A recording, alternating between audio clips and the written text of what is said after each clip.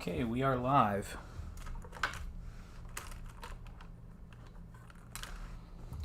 So, before my son went to bed, he asked me if I was going to be streaming tonight, and I said to him, "I don't think so. Probably not. I'm not positive, but probably not."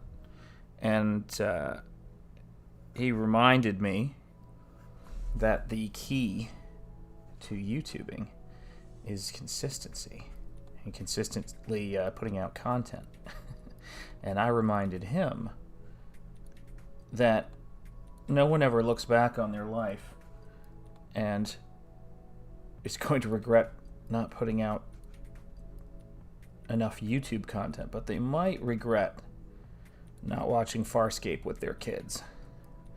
And that's what I wanted to do tonight, because my son had asked me, and my kids are the most important thing in the world to me.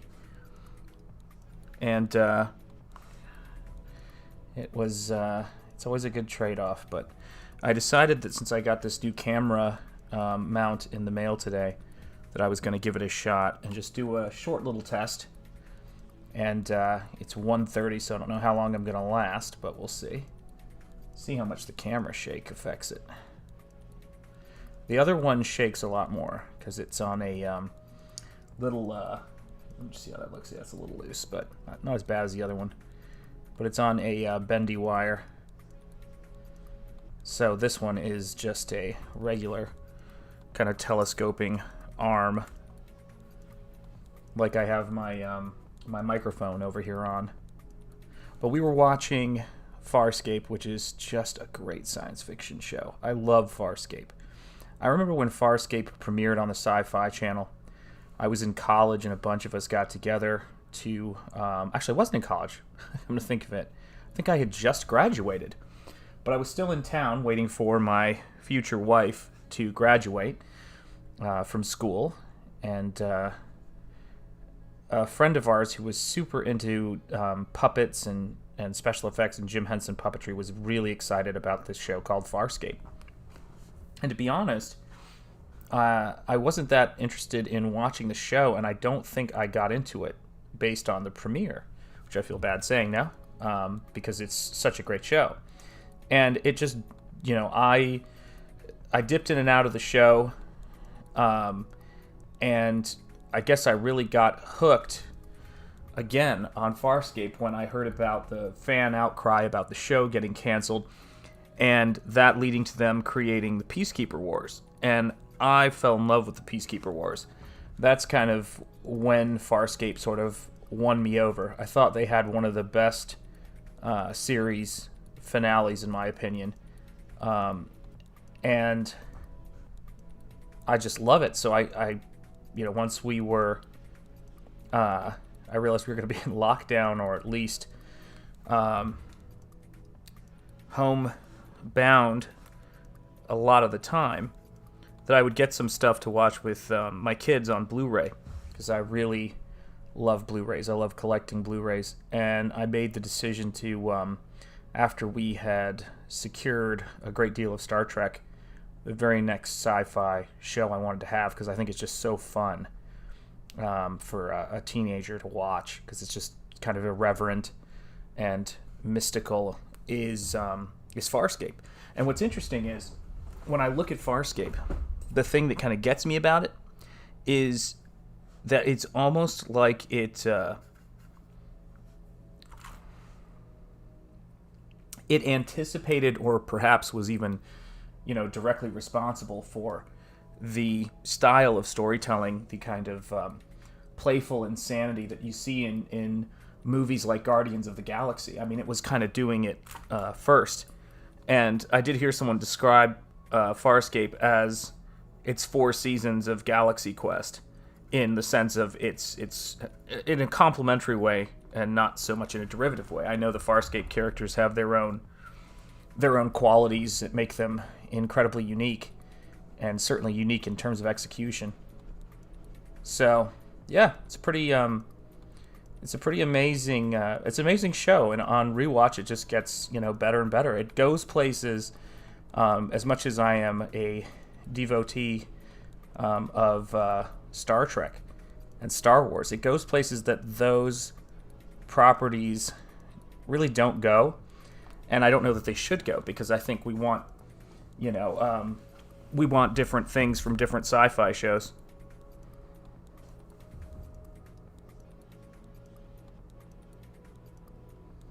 There we go.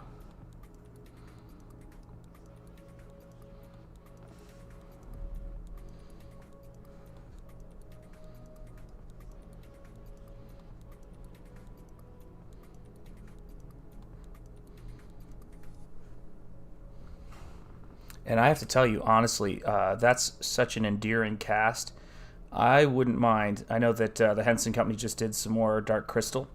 I wouldn't mind seeing some Farscape on Netflix. I bet. And I don't know who owns the rights, and if there's a streaming service that has the rights to Farscape already, or a company that has a streaming service.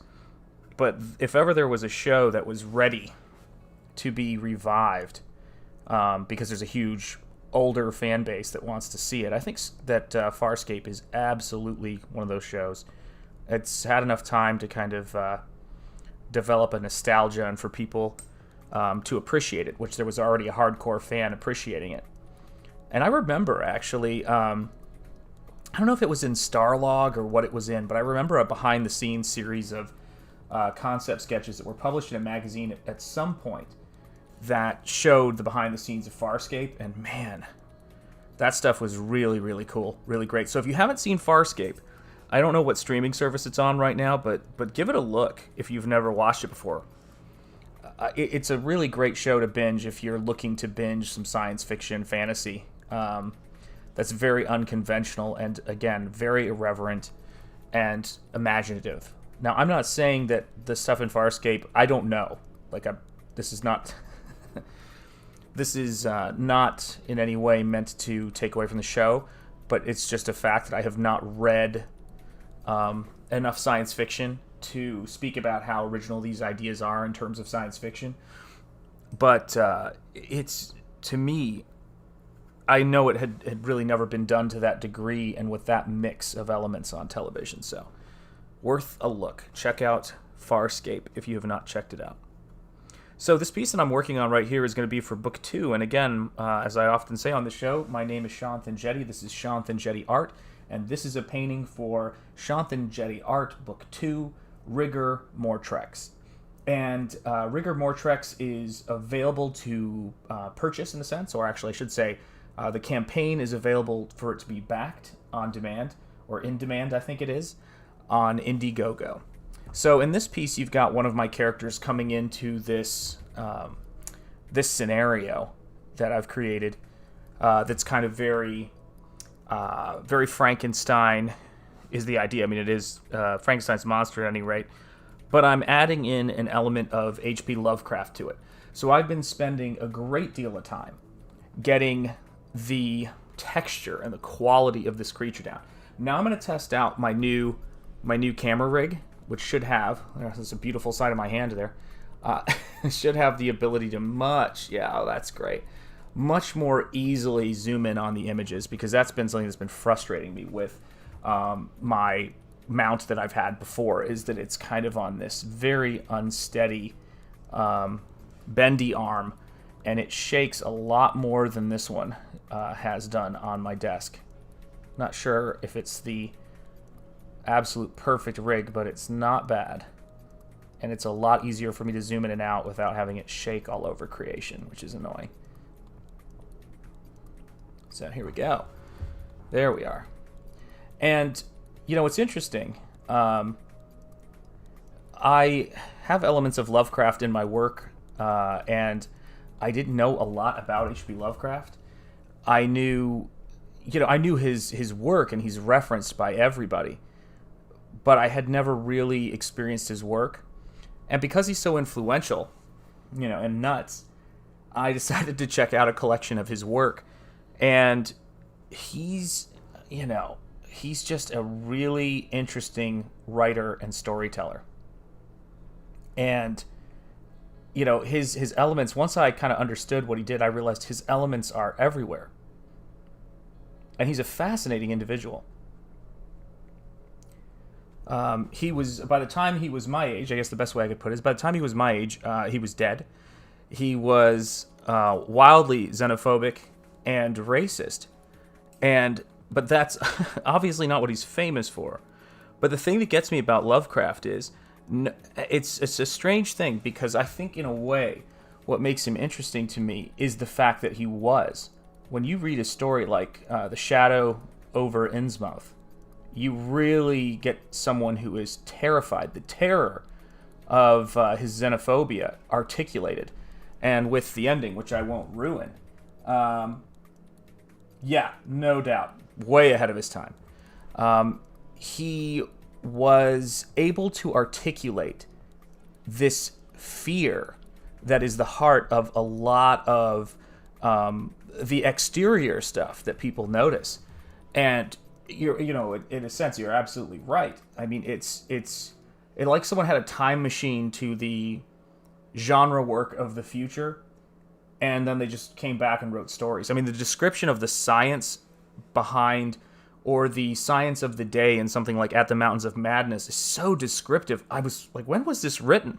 And I could say the same thing for Arthur Conan Doyle's, The Lost World, which is an amazing book about, how science and evolution. It talks about all of that stuff before it gets into a really fun, insane romp. But I remember getting to the end of The Shadow over Innsmouth, and I was just like, oh my gosh. A really great ending. Again, I'll try not to wreck it for you guys. Although I don't know if it's a spoiler if the creator of the work's been dead for as long as Lovecraft's been dead, but I'll spare you having that ruined for you. Let me see here. And it's interesting, as I was just talking when I started the stream off, I think that Farscape was ahead of its time as well. I think, looking back at it and now rewatching it, it's so ahead of its time in terms of what it's doing with that genre as well. So, yeah, there's some beautiful and brilliant works out there to enjoy. Really great stuff out there. And I've been kind of, dining on that stuff as I wrap up book 2. And this is I can't believe my second Indiegogo is, funded, in demand, and now I'm getting to the wrapping up phase. It's really exciting. I had no idea that when I first started putting my artwork up on Instagram, that it was going to attract such a amazing fan base, and that they would be interested in backing the book and artworks that I make in book form. It's incredible. Let's see what I got here. This is the part where I rotate. So let me see if it works here. There we go. That's a little better. There we go. Get some highlights back in there. Yeah, but I have a gigantic... it came out a couple of years ago. My wife got it for me, an annotated H.P. Lovecraft book. And it's beautiful. Really interesting work. And the audiobooks... I found some old audiobooks that were on YouTube, that someone had put on YouTube, I should say. And I was blown away. I was blown away by being able to kind of... I had a couple of more than a couple of months, maybe even a year, of just going to sleep to Lovecraft, which is a way to do things, I suppose. But it fit my mood, and it fit the stuff that I'm trying to do in terms of artwork. I'm trying to do this scary, haunted sort of work. And, these wild creatures with all this kind of scaly detail. There we go. Oh, that's so much easier to use. Wow. So glad I got this set up. It's making my life a lot easier. There we go. My favorite H.P. Lovecraft book, I think the best one, in my opinion, is At the Mountains of Madness. It's just insane. But the one that hooked me was The Thing on the Doorstep. And my favorite... Oh, that's a tough one. I have two favorites. My two favorites are The Dunwich Horror and The Shadow over Innsmouth, as you can imagine. because I've brought it up like 50 times already, talking about Lovecraft. But when I set about doing an art book, I just try to imagine what I would want to see in an art book, and also what, I would want to see in a collection of my work, if that sounds a little bit off. I try to pay attention to the things I'm passionate about and the things that people have, kind of come to expect from my work, which is detail and whimsy and very strange kind of mythological elements to it, and psychological elements, which is the fun part. Trying to get that that immaculate reality, as Kurosawa, actually, was it Kurosawa who talked about it? I think it was Kurosawa who talked about the immaculate reality of fantasy, science fiction, and the cinematic world, making things have this kind of believable sense, and that's why I'm spending so much time painting the kind of energy around it.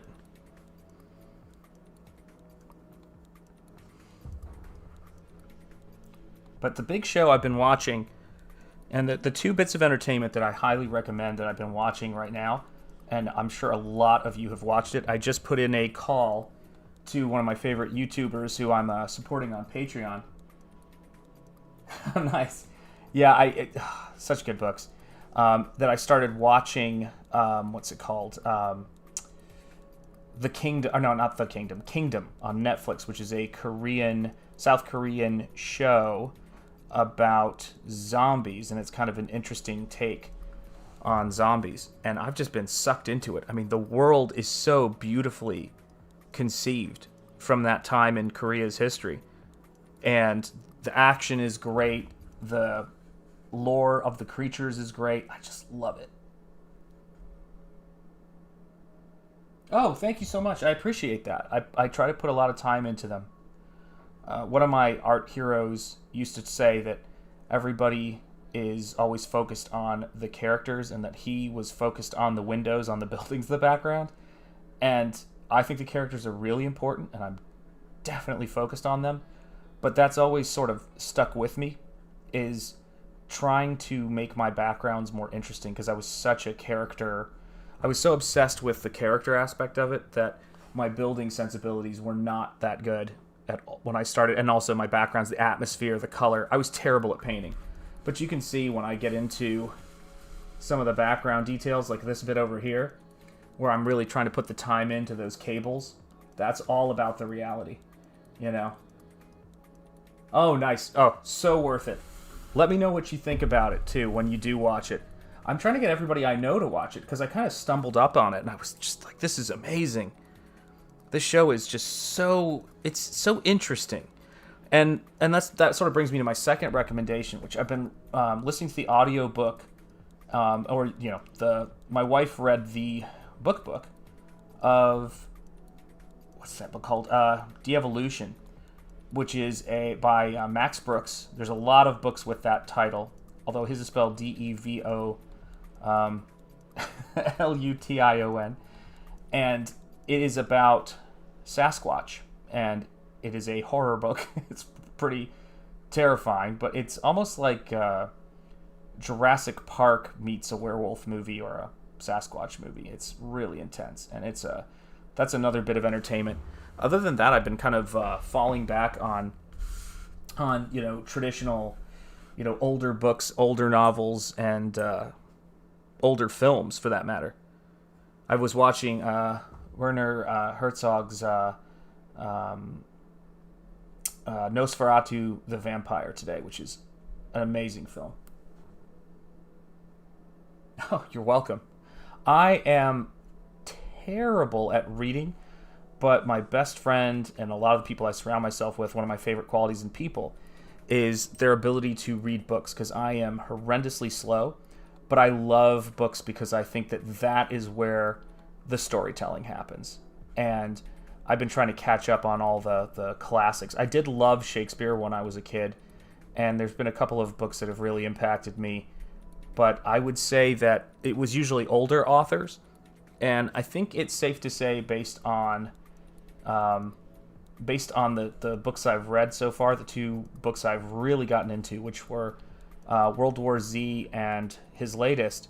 Max Brooks is, I think he's my favorite contemporary author. It's sort of like, for me, as silly as this may sound, it's kind of like the first time I fell in love with a band, which was way after most people get into music. I've always been slow. I've been a hard sell to fall in love with things. And I'm not saying I have, the best taste, but it took me a while to find some of the stuff that I like, that I wanted to hear in terms of music. And the same thing goes with books. I have very specific tastes and I don't think I'm original in my taste, but I have very particular things that I like, characters that I can relate to, and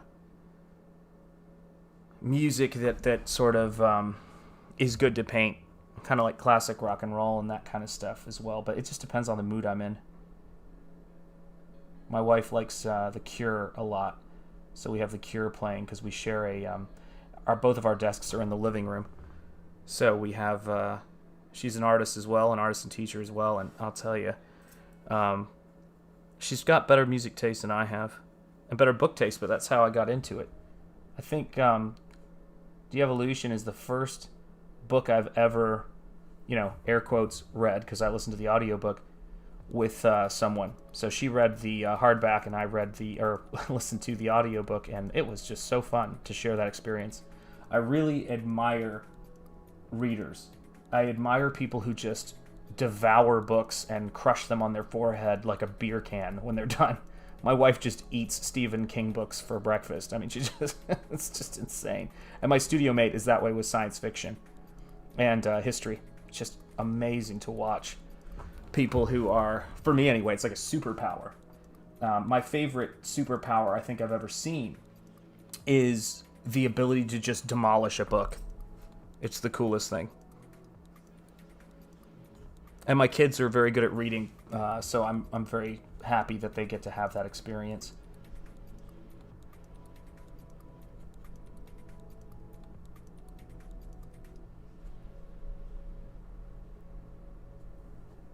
Oh, Lewis Carroll. Yeah, you talk about an imagination.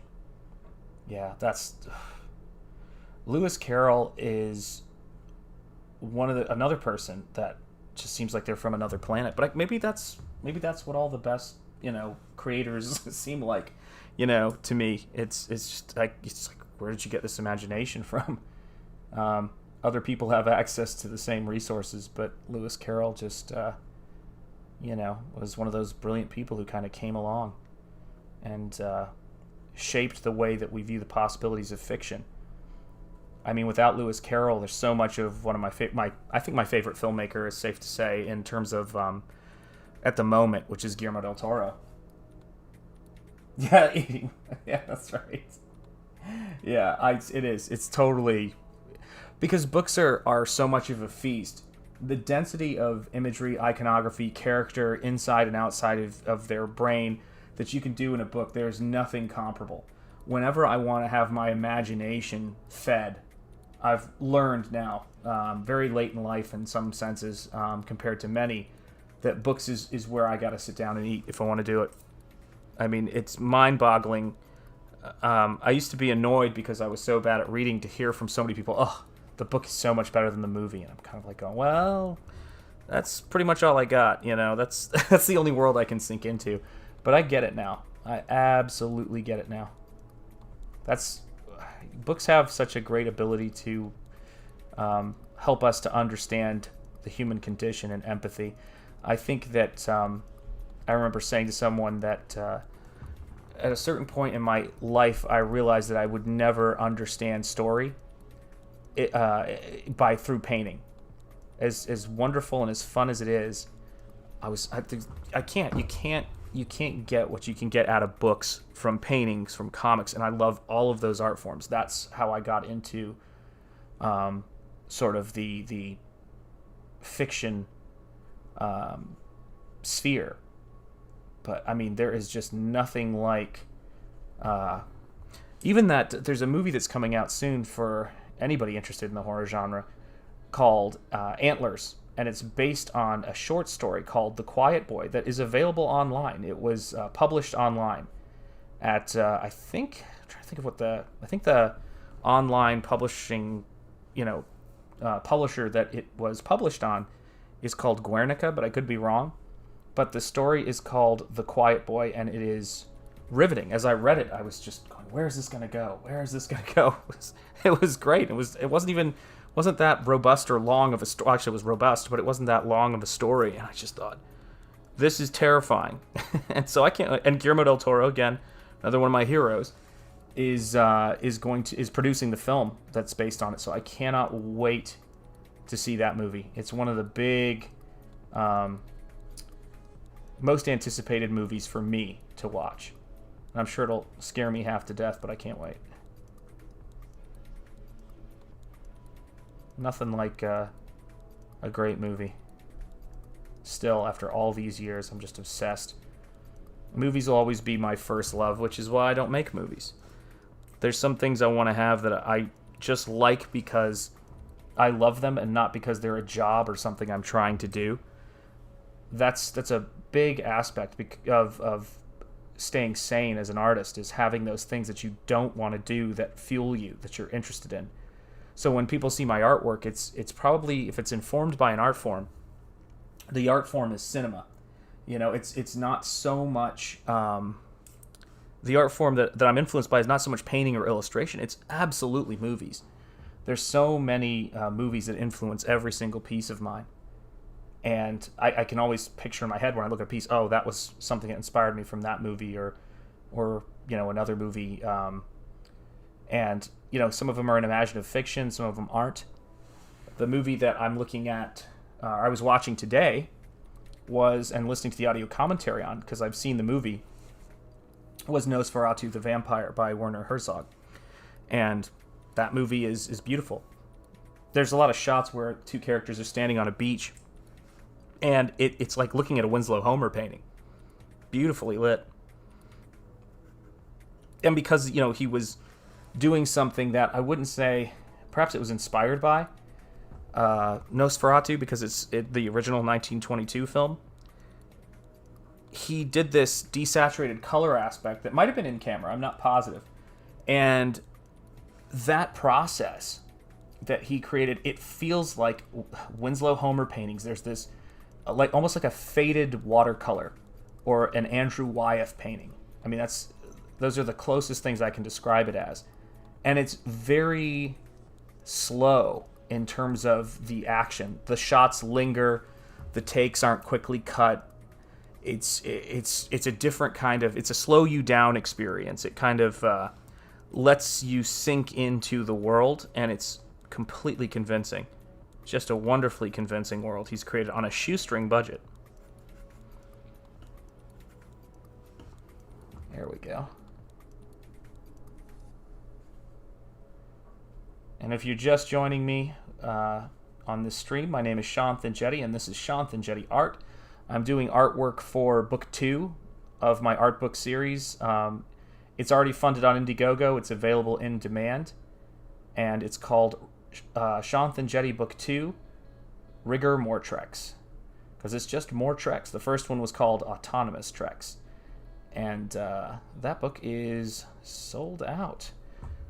So we'll have to see where we go with that. But this is all from book 2. A lot of the stuff I've been doing here, obviously, is from book 2, because all the paintings in book 1 are done, which is tremendous relief. And I can't wait to get these done and mailed off, these done, collected, and mailed off to people. After this, I'm going to be. It's all about getting the book out there and getting the book to me so I can sign them all and start doing head sketches and the people who bought the book with head sketches.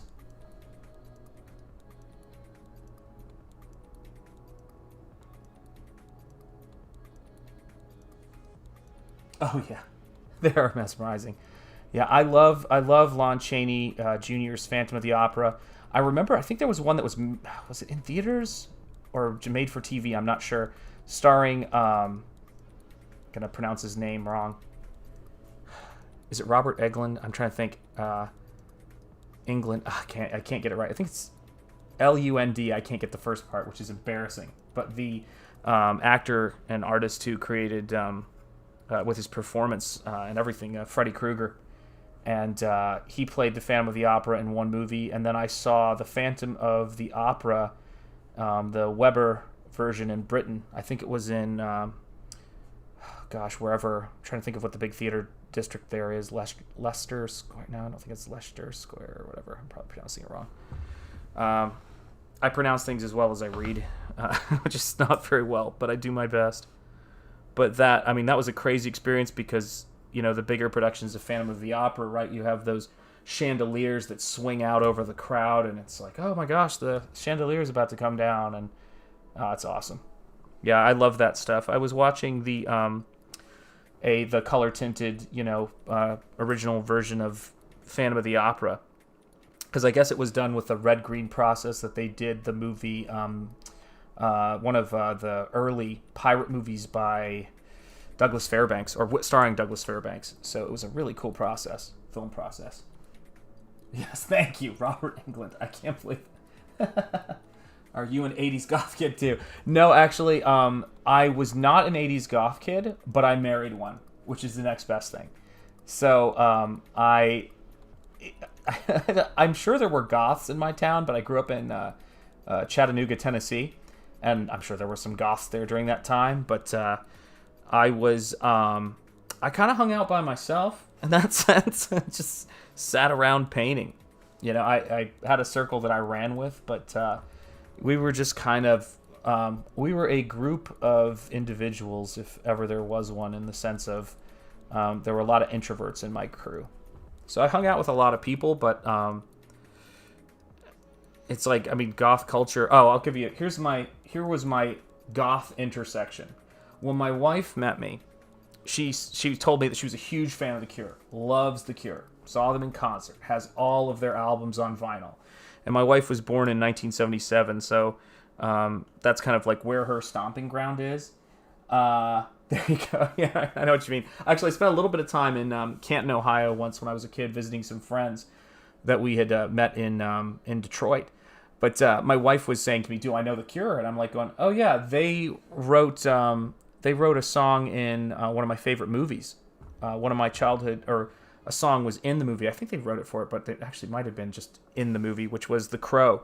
One of my childhood heroes was Brandon Lee, and was devastated when he lost his life in that horrible accident. But Brandon Lee, seeing that soundtrack and was amazing. But seeing The Cure song in that movie, it's so perfectly placed in the transformation, a lot of which was done with the stunt double. But it just had this power in that scene, and I think it was the bass in that was crazy. It was just a really great bass line, and I'm not a music expert, but I was at least able to pick that up. Just a really powerful introduction to the character. Yeah, I love that movie, and I love the character of the Crow. I think it's just a great world. I remember reading the comic book written and illustrated, I believe, by James O'Barr. Hopefully I got that one right. I'm not sure. And I remember, of course, my version of Crow in my head has become Brandon Lee just because he was my hero. No disrespect to the original artist and illustrator, writer of that book. But I loved that movie so much when I was a kid. I had a giant the poster for the Crow in my room in high school. Just loved it. I may have had goth tendencies, perhaps is a better way of describing it. Maybe I was goth adjacent. That might be what it was. Let's see here.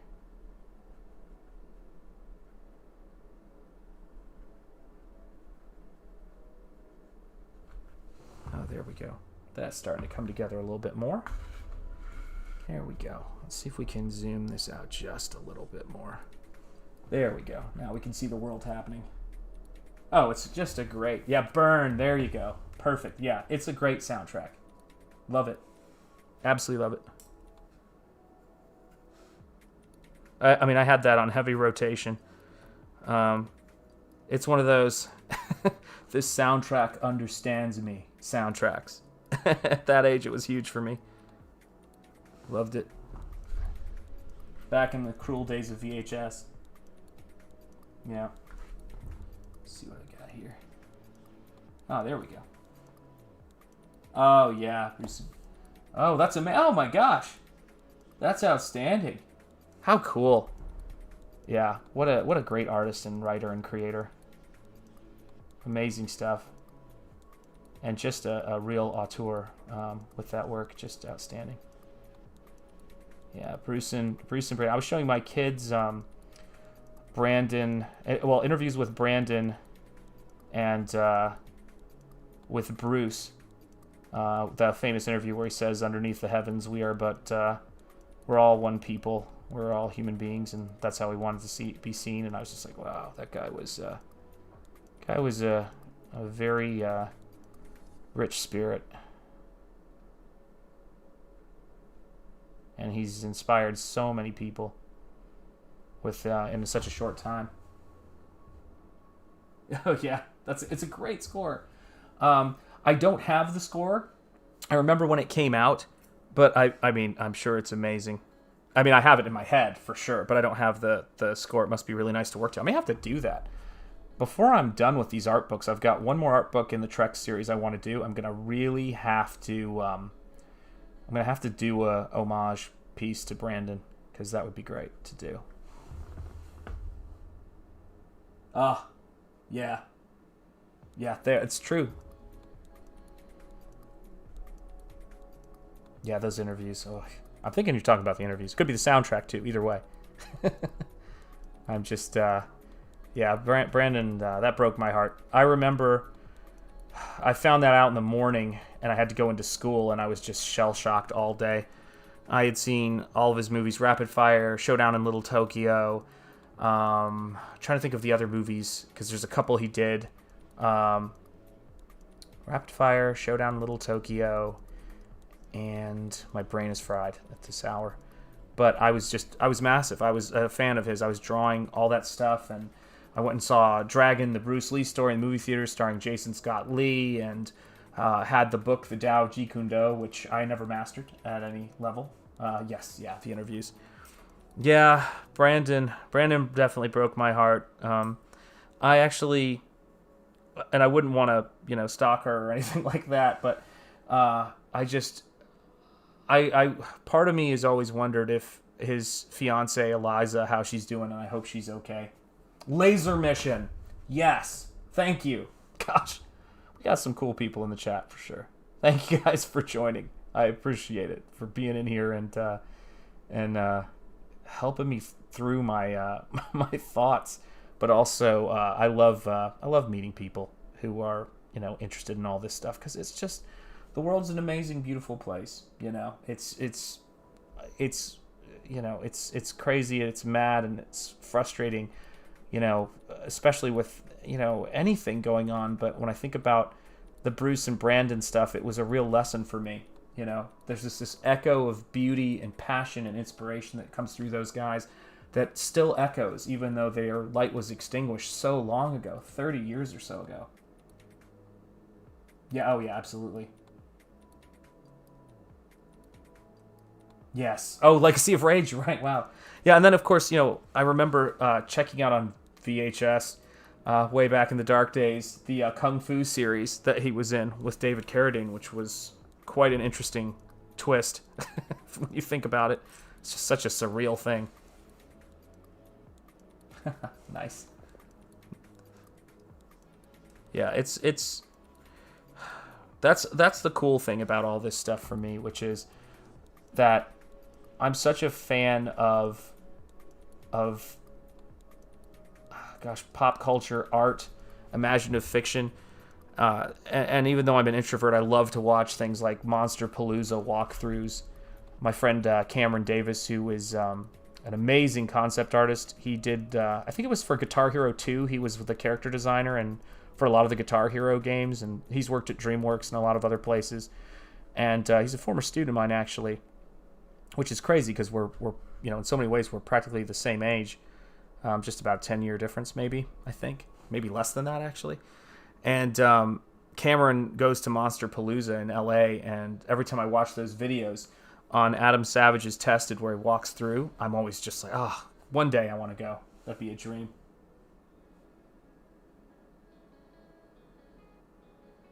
I know, I can't either. I can't. I'm always trying to think of it, what it is.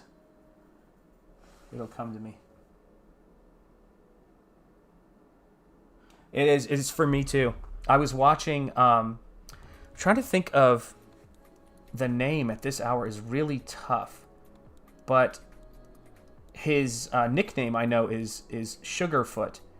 And his last name is Moffat, but he drummed for Michael Jackson. And there's a video of him drumming to the album or to, the recording of Smooth Criminal. And I've never seen, I'm not a drumming expert or anything like that, but watching someone who's a master drummer in their, I don't know how old he is, maybe he's late 50s, just crushing it on the drums, I was just amazed by the creativity. I think it's on a YouTube channel called Drumeo or something like that. And if you look up Sugarfoot Smooth Criminal, you'll see one of the most insane artists ever showing off his craft as a drummer. And he's amazing. Just an amazing drummer. And I never thought I'd be looking at that. I mean, because I'm not a drummer, but I admire people's passions and their mastery of different, things. I'm not, I don't understand ballet. My daughter has studied ballet. But I don't need to know ballet to appreciate Misty Copeland and appreciate ballet backdrop designers and costume designers. There's a guy named Robert Perdziola I fell in love with a couple of years ago, who does opera and ballet design. And when I was doing backdrops for my daughter's ballet teacher for one of their shows, I discovered his work, and he is a genius. I mean, he's just an amazing artist. I mean, so stunning what he does. Just beautiful stuff. And that's the joy. That's the real joy of it. It's definitely, for me, the whole artist, feasting thing. Like you go into YouTube or you go onto Instagram, and there's just so many amazing people. And I'm one of those artists. I'm sure there's different kinds of artists, but I never have felt, what's the word to put it? It took me, I didn't understand at first that some people see artists who they can't ever imagine being that good and feel disappointed by that. I am always trying to push my limitations, but I have no illusions when I see certain artists' work that they're just live on a different planet than I do. But I'm so grateful for that, because I want to be just inspired, by great art every day, And I am very grateful that I get to share the planet with so many, skilled and amazing artists, and that I get to enjoy the work and stand on the shoulders of giants when it comes to, art books and art history. And, I'm always getting introduced to new illustrators, new filmmakers. So many movies have been made, and this, the situation of streaming services, but also Blu-rays, I'm able to enjoy so many generations of artists and filmmakers. Absolutely.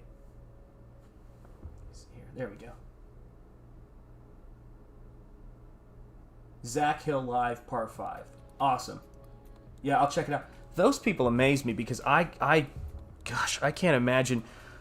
Just, it's the two hands thing when they're drumming that I'm just my brain. I studied violin for a bit when I was a kid, and I wasn't very good at it.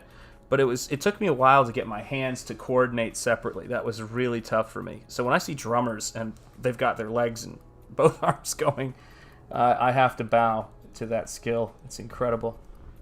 There we go. We're getting the lightning in there a little bit, the electricity as this thing comes through. The biggest thing that I run into when I'm doing my work sometimes is having things get a little bit too contrasty. So a lot of times you'll see me mix up the ground color that's going on, and I'll mix up something that kind of splits the difference.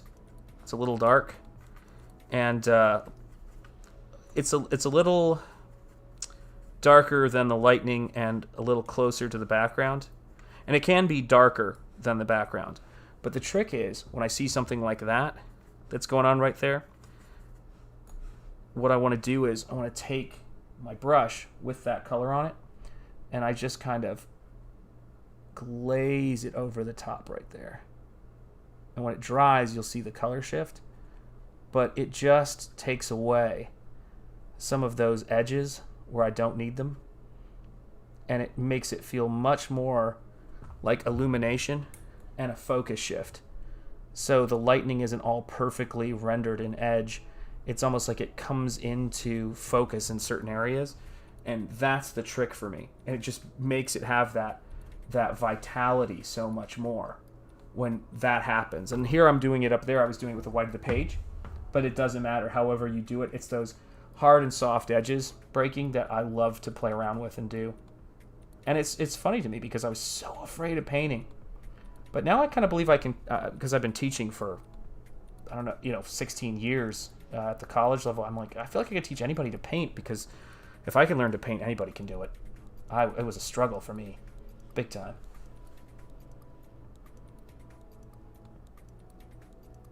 Oh, thank you very much. I appreciate it. Yeah, it's taken me a while to kind of figure out and find what works for me and how to do these things. And I've been very lucky that there's just, from between the materials and, the kind of the work I've been doing, I've found a way of working that makes sense to me. If that makes any sense, I don't know. But it's really, I feel very, very fortunate that people are into it. And it's something I will never stop appreciating. It's just the way I'm engineered. And I always say I loved artwork when I was just struggling and dreadful at it. So this is a lot easier, but I would be doing it anyway because I just need to do it. Need to make artwork and need to share it with people. And so I appreciate you guys being here, and I appreciate people checking out the book. It's weird because I'll forget to do things. I'll forget to put the link in the description. I'll forget to mention it, and I'll forget to even say my name so that people can pronounce it, because heavens knows if my name my name wasn't Shanth Enjeti, I wouldn't know how to pronounce it. It's just, I don't begrudge anybody mispronouncing it, because I wouldn't be able to pronounce it if I had to read it and guess it how it was pronounced. I think I'm going to put a little warm into that side, because there's so much more warm on all of the other. You can kind of see it in there, and I think I need to run some warm right in there. There we go. And just kind of, it's already a little damp, so I can run it in there, and it will blend a lot easier because the ground is already kind of wet, opaque watercolor.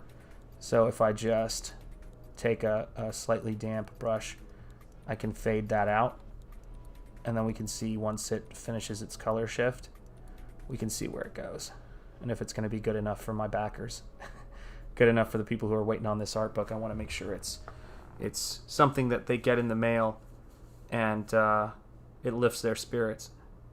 That's the hope, That's what I'm after. You'll see me do that a lot. Just lean back so I can get the whole painting in my cone of vision. It's not a dance move. Oh my goodness, heavens knows, because I don't want to embarrass my teenagers. That's a pretty hard thing to do, to not embarrass your teenagers.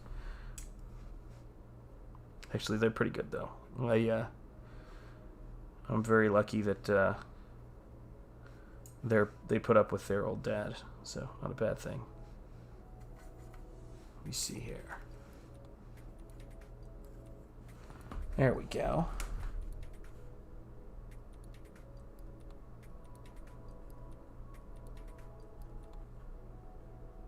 Fade that in a little bit. You can see the sheen on it right now from where it's wet, but it'll color shift into the ground if I just give it a little bit of help there. There we go.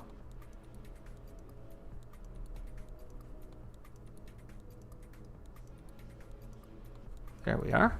That starts to come together a little bit. Okay. Yeah, I think we're getting there. Let me see here.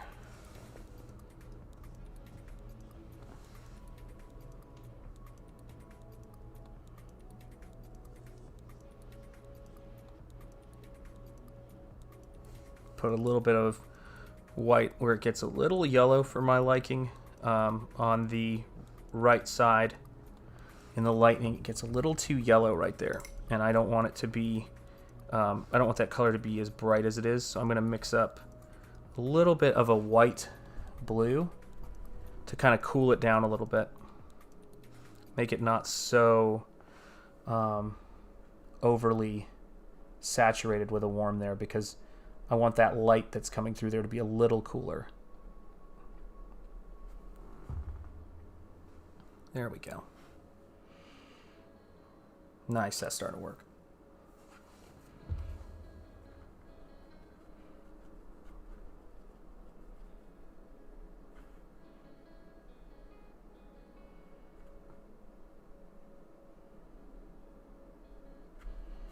There we go.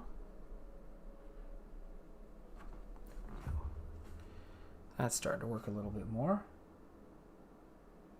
To thin out certain parts of that.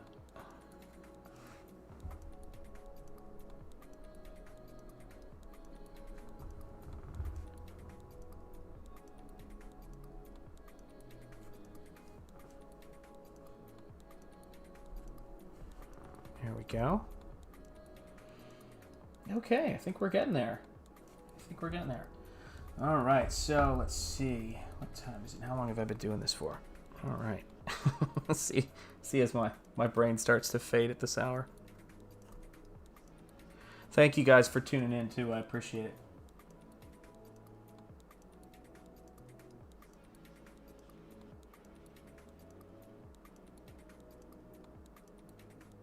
That's true. If there's one thing that I feel is one of those special, how do I word it? Not special. I mean, at least when I'm referring to myself, one of the things I'm very fortunate to have, and that's probably one of my favorite words, frankly, is fortunate, because I definitely feel that a lot, is that I'm really curious about where great stuff comes from. And I look for artists and I look for people who are curious in that way. And my studio mate is one of those people. He's just exceptional at finding artists and introducing me to new things. And I try to do the same for him. When I see a movie I like, I want to know the names of everybody who contributed, the costume designer, the cinematographer, the artist who influenced this artist I like. I'll want to hear and read everything I can about it. And I think that's what's really broadened my influence list, and certainly shaped the parent artists that I've been taught by and informed by, in the sense of looking at their work and studying their work helped me to understand things that they were further down the road on that I was trying to travel on. And that's just, when you have that, it's just gold. That curiosity. That's right? Yeah, it helps. It absolutely helps. I mean, I always tell people that my library was Chuck E. Cheese adjacent.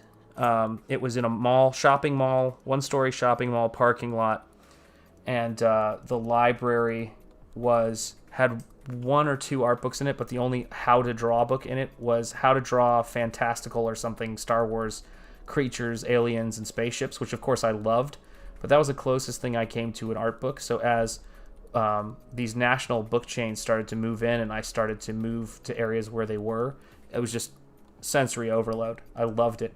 And of course the comic shops were always great, because the person who sold me my first comic book in a comic shop was a gentleman by the name of Wade Sane, and Wade exposed me to just so many comics, so much great stuff, and I'm forever grateful to him. I just reached out to him on Facebook not long ago and told him how grateful I was.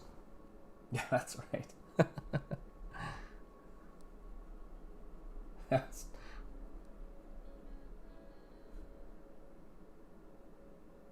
that's right. There you go. Oh my goodness.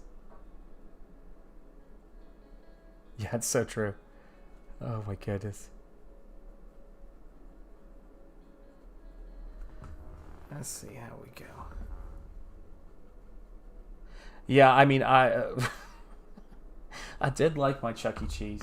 I have to say, of course, little did I know that what was it called? Showtime Pizza and Chuck E. Cheese, I think it was, would inspire that game my son was playing for a while. That I think they're gonna make into a movie. Five Nights at Freddy's, I think it was, is the name of it, and that thing is huge. I'm pretty sure that's one of the biggest money earners for McFarlane Toys, and I'm obviously a huge Todd McFarlane fan. I've got the artwork behind me that made me want to be an artist. That's the I don't know if you can see. That's funny. It's covered by my mic. Whoa, there we go. That's the still didn't help. That's the Hulk versus Wolverine poster I got autographed by Todd McFarlane when I was a kid, and I absolutely adore his work. And so, yeah, it's interesting. But now he sells those toys that are based on that. What do I need to do to make this thing happy? Because it's not happy with me right now. Here we go. That's a little better. We'll see if that works. If that does the trick. Five Nights. Yep. And I remember my son was getting really kind of creeped out and frightened of things. We were like, "What's going on?" And we found out he was allowed to play Five Nights at Freddy's at school, and it was freaking him out when he was in elementary school.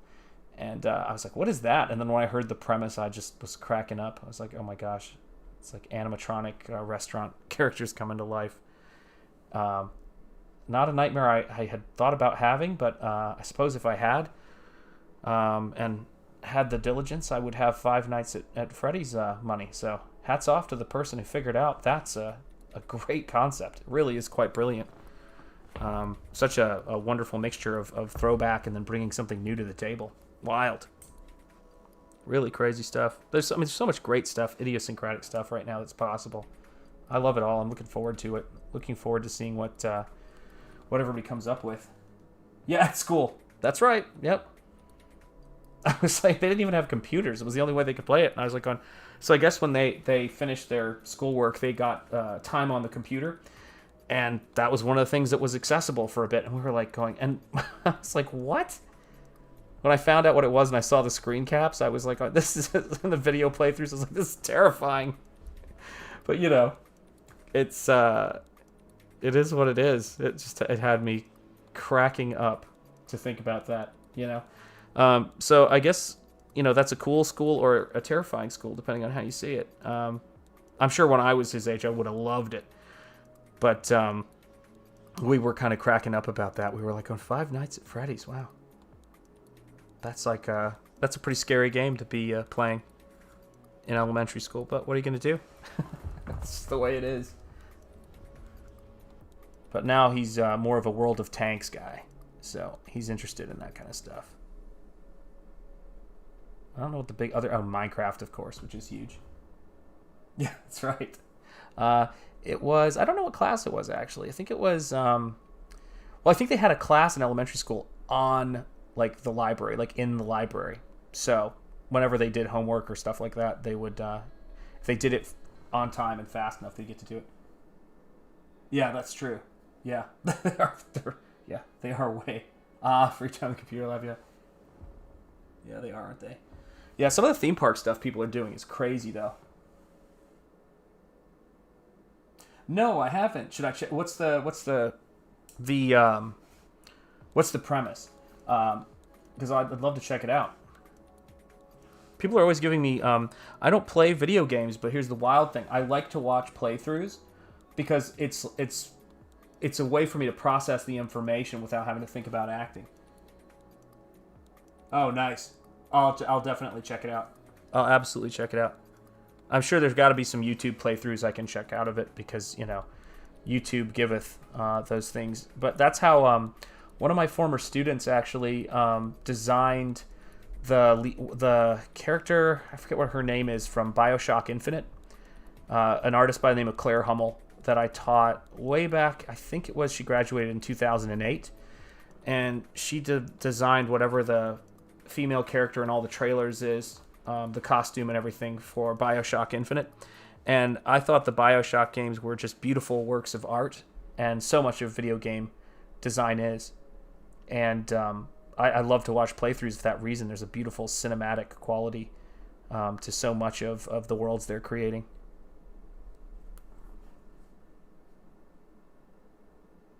Okay, then I'm all in. I'll check it out.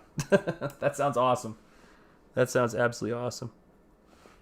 Gosh, there's so much cool stuff being done now, and with the the advent of the Unreal Engine and some of the stuff you can do with Blender, it's just incredible. Yeah, there you go. Yeah, Elizabeth. That's right. That's the character. Yeah, if you look up Claire Hummel, I think that she goes by Shumla too. But if you look up Claire Hummel, and is it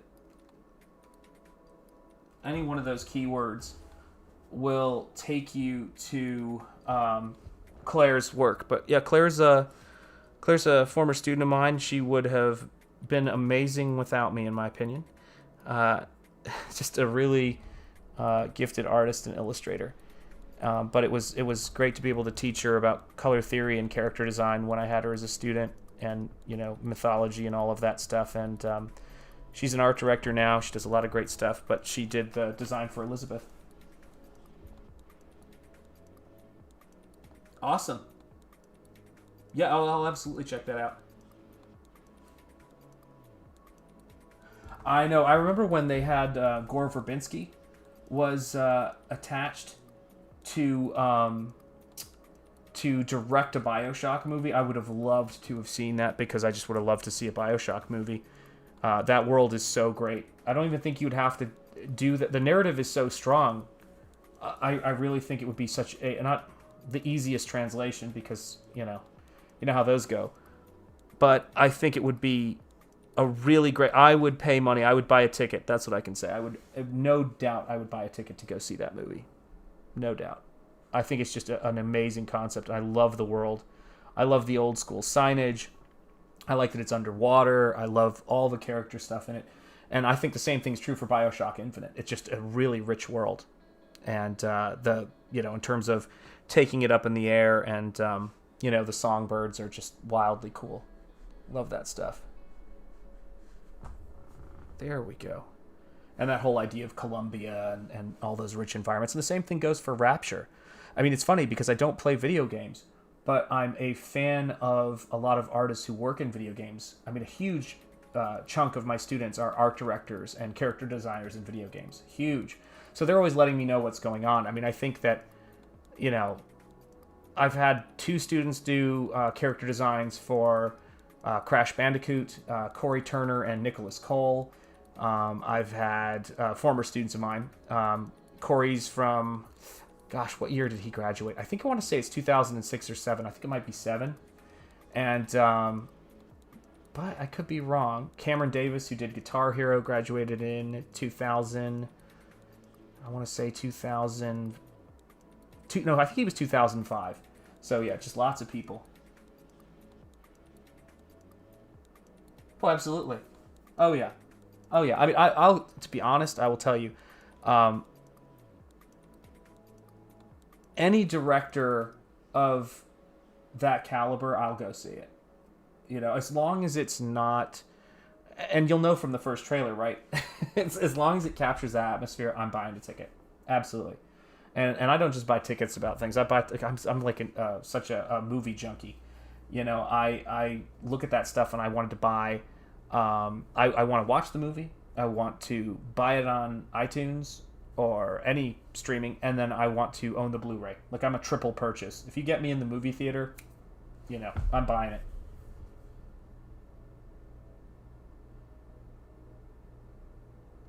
Absolutely, and I'll tell you one thing is definitely true, is that I didn't learn any digital when I was in college, and I had to learn all after the fact, and that was tough. It was a tough experience, but I will say that those traditional skills do translate over. But you're right. I mean, it's an interesting thing. There were no digital classes when I was in school at all. No digital classes when I was in school. I mean, well, let me rephrase that. That's a bit dramatic. There was one class, and it was just being introduced when I graduated from school. And I didn't take it because I didn't even understand what I was looking at and how important it was going to be. And so I had to play catch-up afterwards.